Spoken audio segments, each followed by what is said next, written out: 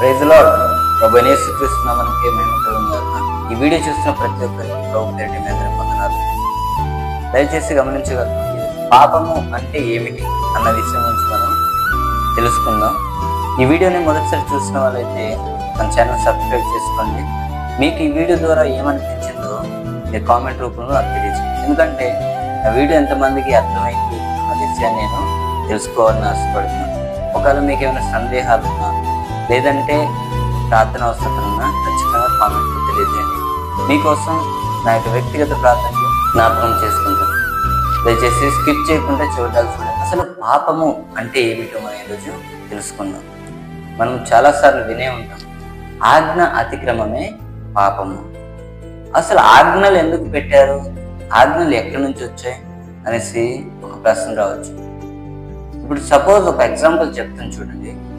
ఆజ్ఞలు అనగా అవి కొన్ని రూల్స్ని పెట్టడానికి కారణం ఏంటంటే, ఒక పోలీస్ అధికారి కొన్ని రూల్స్ని పెడతాడు. ఎందుకు? ఆ రూల్స్ దాటి మనం బండి నడిపితే దానివల్ల ఏమైనా ప్రమాదం జరిగే అవకాశాలు ఉన్నాయనేసి వారు దాన్ని గ్రహించి కొన్ని నిబంధనలు, కొన్ని రూల్స్, కొన్ని ఆర్డర్స్ని వాళ్ళు పెడతారు. అలాగే దేవుడు కూడా మనుషులు ఈ యొక్క ఆజ్ఞల్ని అనుసరించి నడుచుకోవాలనేసి ఆయన కొన్ని ఆజ్ఞలు, కొన్ని రూల్స్ని పెట్టారు. దేనికో తెలుసా? ఆ రూల్స్ దాటి మనం వెళితే గనుక చాలా ప్రమాదం ఉంది. ఫర్ సపోజ్ దేవుడు ఇచ్చిన ఈ దేహాన్ని మనకు నచ్చినట్టుగా మనం జీవించాలి అనుకోవడము మానవుడి యొక్క లక్షణం. కానీ దేవుడు దీనికంటూ కొన్ని నిబంధనలు పెట్టాడు. ఏమిటి? తినే విషయంలో, చూసే విషయంలో, నడిచే విషయంలో, ఆలోచించే విషయాల్లో మనకంటూ కొన్ని లిమిట్స్ ఉన్నాయి. కానీ మన ఆలోచనలకు హద్దులు లేవంటూ మనము ముందుకు సాగిపోతుంటాం. మన యొక్క తినే విషయంలో లిమిట్స్ ఏంటంటే, మంచివి, శ్రేష్టమైనవి అంటే కూరగాయలతో మనం తినాల్సింది పోయి ఫాస్ట్ ఫుడ్ తినడం వల్ల అనారోగ్య పరిస్థితికి మనం గురవుతాం. కానీ మానవుడు రాను అనేక రకమైనటువంటి ఆహార పదార్థాలను కనిపెట్టుకుంటూ వచ్చాడు. అలాగే తన యొక్క శరీరంలో అనేకమైన అనారోగ్యాలను కొని తెచ్చుకుంటూ వచ్చాడు. నీళ్లను తాగమనేసి దేవుడు చెప్పాడు. దీనికి మన యొక్క జీర్ణ వ్యవస్థకు చాలా ఉపయోగకరం. మానవుడికి నీళ్లు తాగమనేసి లేదా పళ్ళ రసాలు తాగమనేసి దేవుడు ఆజ్ఞాపించాడు. కానీ మానవుడు రాను ఏం చేశాడంటే మద్యము అనేసి ఒకటి కనిపెట్టాడు. కానీ దేవుడు దాన్ని అంగీకరించాడు. ఎందుకంటే మద్యం తాగడం వల్ల ఏం జరుగుతుందో దేవునికి ముందుగానే తెలుసు. పోలీసులు పెట్టిన రూల్స్ దాటినప్పుడు వాళ్ళు నీకంటూ ఫైన్ వేసి ఆ యొక్క రూల్స్కి తగినటువంటి జరిమానా నీకు వేస్తారు కదా, అది నువ్వు చెల్లించాక నీ మీద మళ్ళీ ఎటువంటి ఆ కేసులు ఉండవు, మళ్ళీ ఒకసారి ఇటువంటి తప్పు చేయకు అనేసి పోలీసులు చెప్పినట్టు నా ప్రభు యేసుక్రీస్తు వారు కూడా నీకు ఇంకో అవకాశం ఇస్తున్నారు. కానీ ఆయన చెల్లించమని చెప్పింది ఏంటో తెలుసా? ఆయన నీకు జరిమానా వేయట్లేదు. నీ విరిగిపోయిన, నీ నలిగిపోయిన నీ మనసును, నీ హృదయాన్ని నాకు ఇవ్వు, నా చేతుల్లో పెట్టు, నేను దాన్ని మరలా బాగు చేసి నిన్ను నా కోసం నేను సిద్ధపరుచుకుంటాను.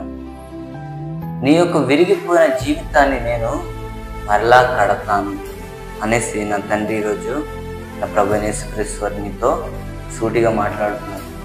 మరి ఇస్తావా నీ హృదయాన్ని ఆయన కోసం?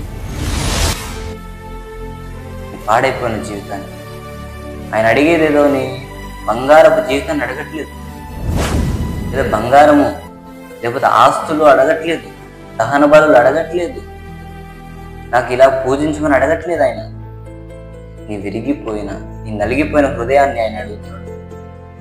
ఇవ్వాలనే ఆలోచన నీకుంటే ప్రభు నీకు సాయం చేస్తాడు. ఒకవేళ నీకు ఇవ్వాలని లేకపోయినా సరే ఏదో ఒక రోజు ఆయన నిన్ను పిలిచిన పిలుపుని నువ్వు గ్రహిస్తే ఖచ్చితంగా ఆయన వైపు తిరుగు. ఎందుకంటే ఒక గొర్రెల కాపరికి 100 గొర్రెలు ఉన్నప్పుడు అందులో 99 ఉన్నా సరే ఆ ఒక్క తప్పిపోయిన గొర్రె కోసం ఆ కాపరి వెళ్ళినట్టుగా ఈరోజు ఇంతమంది విశ్వాసులు ఉన్నా సరే, ఇంతమంది దేవుని యొక్క సేవకులు ఉన్నా సరే, తప్పిపోయిన నీ కోసం వచ్చాడు. పాపంలో, లోకంలో పడిపోయిన నీ కోసం ప్రభు యేసుక్రీస్తు వారు వెతుకుతున్నారు, నీ మీద దృష్టి ఉంచున్నారు. కాబట్టి నువ్వు నిర్లక్ష్యం చేయకు. ఆ దేవుణ్ణి నువ్వు మనస్ఫూర్తిగా ప్రార్థించు. ఆ దేవుని నువ్వు విశ్వసించు. నీ జీవితంలో కార్యాలు చూస్తావు, అద్భుతాలు చూస్తావు. ఈ పరిశుద్ధ గ్రంథం సెలవిస్తుంది, నీ జీవితంలో ఆ దేవునికి ఇచ్చే విలువ ఆయన నిన్ను ఇంకా ఎంతగానో అభివృద్ధి కలుగజేస్తాడు. ఈరోజు నువ్వు మారుతావా? మారాలనుకుంటే ఈ క్షణమే మోకరించి ప్రార్థన చేసుకో. దేవా, నేను పాపిని. దేవా, నా యొక్క ఆలోచనలు పాపంలో ఉంది. తండ్రి, నేను నువ్వు పెట్టిన ఆజ్ఞలను అతిక్రమించాను. నువ్వు పెట్టిన కట్టడాలను నేను అతిక్రమించాను. అయినా నువ్వు పాపం చేయవద్దన్నావు, నేను పాపం చేశాను. నా విరిగిపోయిన మనస్సుని నీ చేతిలో పెడుతున్నాను తండ్రి. నా జీవితాన్ని నేను నాశనం చేసుకున్నాను. నువ్వే దీన్ని బాగు చేయి.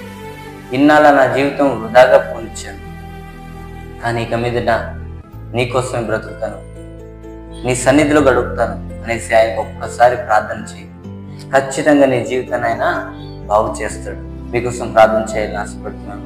దయచేసి నాతో పాటు ఏకీభవించండి. పరిశుద్ధుడా దేవా, సర్వశక్తిమంతుడా, సర్వాధికారి, సర్వోన్నతమైన స్థలంలో మహిమనందువాడా, నీకే స్తోత్రం ఇస్తున్నాను.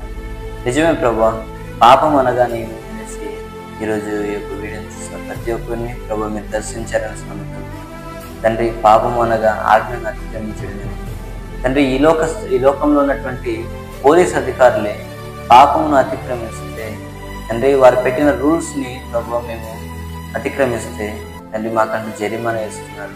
అంటే వాళ్ళు పెట్టిన రూల్స్ మా ప్రాణానికే ప్రమాదము అనేసి వారు పెట్టి ఉన్నారు. దాన్ని మేము అతిక్రమించినప్పుడు మేము కోరుండి మా యొక్క జీవితాన్ని ప్రమాదంలో పడేస్తున్నాయి.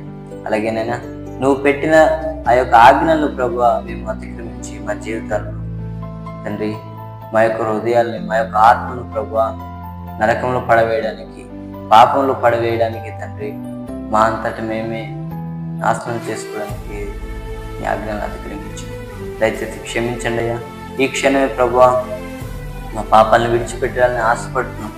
సహాయం చేయండి అయినా. మా పాపాలను విడిచిపెట్టి నీ సేవలో, నీ సన్నిధిలో ప్రభు వాడబడ్డానికి కృప చూపించుకొని ప్రార్థిస్తున్నాను. అంటే ఈరోజు ఎంతమంది ప్రభు ఈ ప్రార్థనలు ఏకీభవిస్తున్నారు. వారి యొక్క జీవితాల్లో ఎటువంటి కష్టాలున్నా, కన్నీళ్ళున్నా, దుఃఖాలున్నా ప్రభు, శ్రమలు, శోధనలు తండ్రి, అవమానాలు, నిందలు ఎన్నున్నా తండ్రి ప్రభు, మీరే వారి యొక్క హృదయాల్లో తండ్రి మీ ప్రేమను నాటమని తండ్రి, వారి జీవితాలను మార్చమని ఈరోజు ఈ వీడియో చూస్తున్న ప్రతి ఒక్కరిని ప్రభు మీ రక్షణను నడిపించు. వారి యొక్క హృదయాన్ని మార్చి వారి జీవితంలో అద్భుతాలు, ఆశ్చర్యకాలు జరిగించమని యేసు నామములో అడిగి వేడుకుంటున్నాం తండ్రి. ఆమేన్.